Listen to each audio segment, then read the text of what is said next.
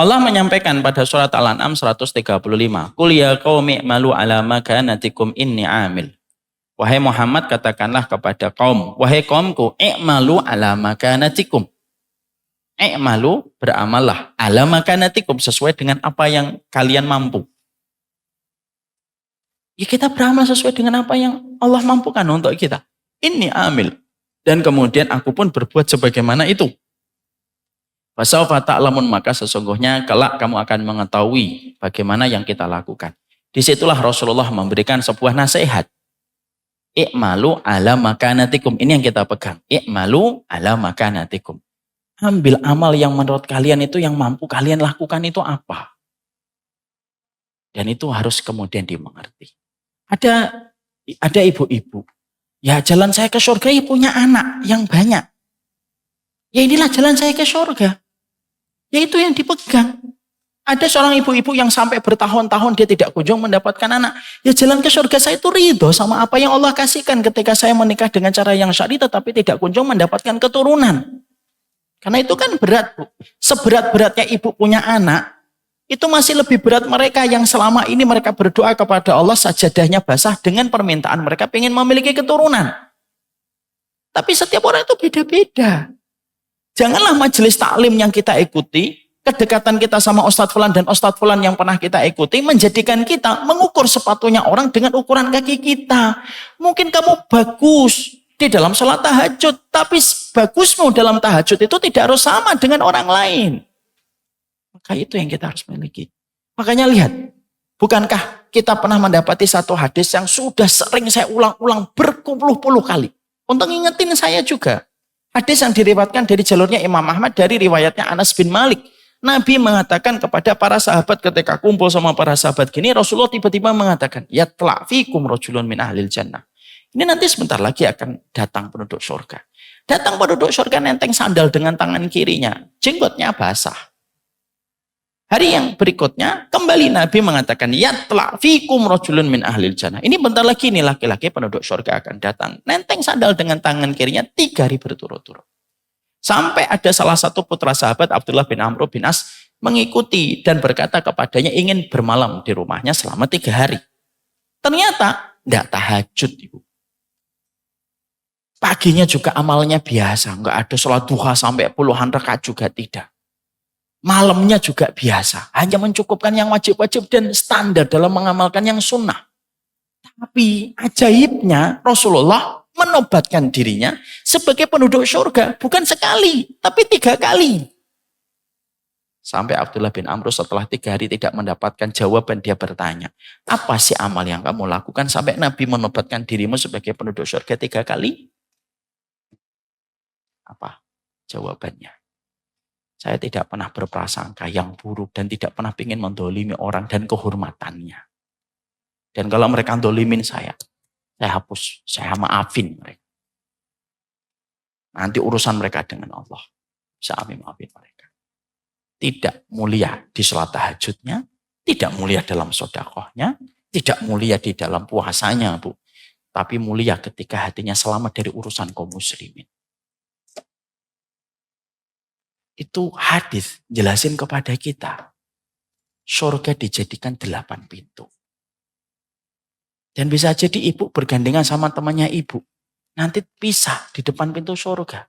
Temannya ibu dipanggil pintu menahan marah. Ibu dipanggil oleh pintu puasa. Tidak harus sama. Ya. Tidak perlu membahayakan kita apapun. Dari pintu mana kita nanti dipanggil. Selama kita nanti tetap menuju di balik pintu itu, yaitu adalah surga.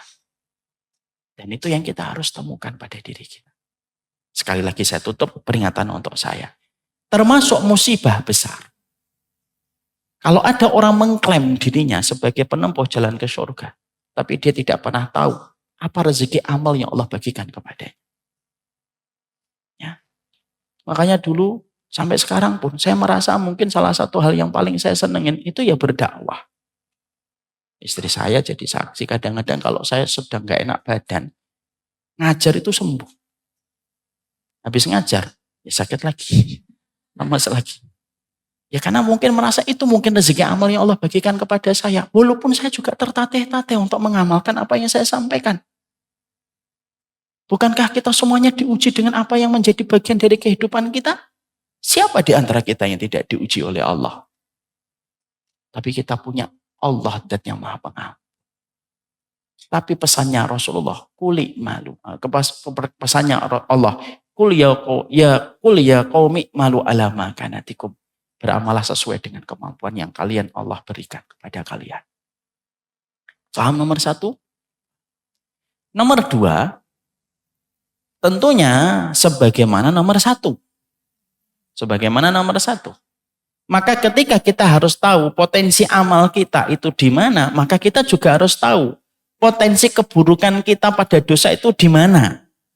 Karena setiap dari kita diuji oleh Allah pada keburukan-keburukan yang mungkin kita tidak sadari itu. Ada orang yang terkadang tidak bisa melihat godaan duit. Akhirnya dia ngambil apa saja. Ada orang yang ternyata selamat pada godaan duit, tapi tidak selamat pada godaan perempuan. Ada orang yang selamat pada godaan perempuan, tapi tidak selamat dari godaan lisan dia. Ketika sudah ngomongin orang, tidak bisa dia 10 menit.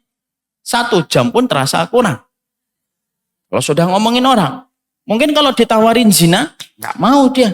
Mungkin kalau ditawarin alkohol, dia tampai itu alkohol. Tapi kalau sudah ngomong orang, sudah.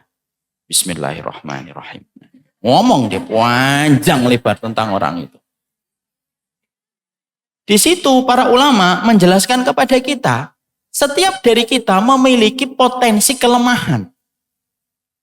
Yang mana pada kelemahan itu kita harus waspada. Ada di antara perempuan, ibu-ibu, dia bagus sholatnya, dia bagus puasanya, tapi titik kelemahan dia itu khidmah sama suaminya.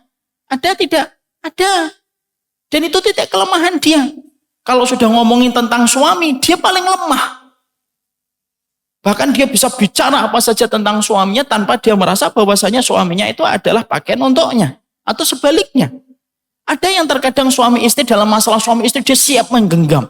Tapi dalam masalah lainnya dia tidak mampu untuk menampiknya. Artinya ibu, masing-masing dari kita diuji oleh Allah dengan kelemahan-kelemahan dosa. Dan kita harus mengerti titik lemahnya kita itu di mana. Maaf ya ibu, mari kita ngelihat atlet.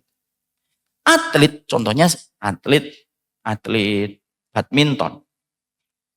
Sepandai apapun pemain badminton, selalu dia memiliki titik lemah. Mungkin backhand-nya yang lemah. Orang ini bagus, smash-nya bagus, akurasi dia menyemashnya bagus, tapi kelemahannya di backhand. Biasanya strategi dari musuh itu apa? Nanti kalau kamu bertanding ketemu dengan dia, lempari dia dari sudut yang kiri, supaya dia kelemahan dalam backhand-nya. Karena setiap orang itu pasti punya kelemahan. Itu atlet. Seorang Ronaldo, ada nggak kelemahannya? Ada, tetap ada kelemahannya. Kelemahannya apa? Yang tahu adalah para pemain-pemain bola. Disitulah kita mengambil sebuah perenungan. Insight ini memudahkan kita untuk merenung. Bahwasanya kalaulah atlet sepak bola, atlet badminton, sepandai apapun mereka mengasah kemampuan mereka untuk bertanding dan badminton, selalu ada titik lemahnya mereka. Weakness point-nya mereka itu selalu ada. Weakness point-nya mereka itu selalu ada. Maka kalau ini harus dipahami. Kalaulah para pelatih sering menyampaikan kepada setiap para atletnya, kamu ini titik lemahnya di backhand.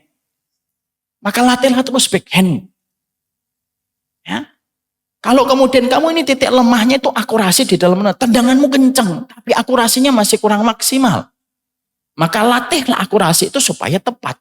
Itu selalu ada. Itu atlet bu, pada sesuatu yang sifatnya jelas. Kita menuju kepada surga itu kita diuji oleh Allah dengan dosa yang beda-beda. Dan kita memiliki titik lemah dosa yang beda-beda.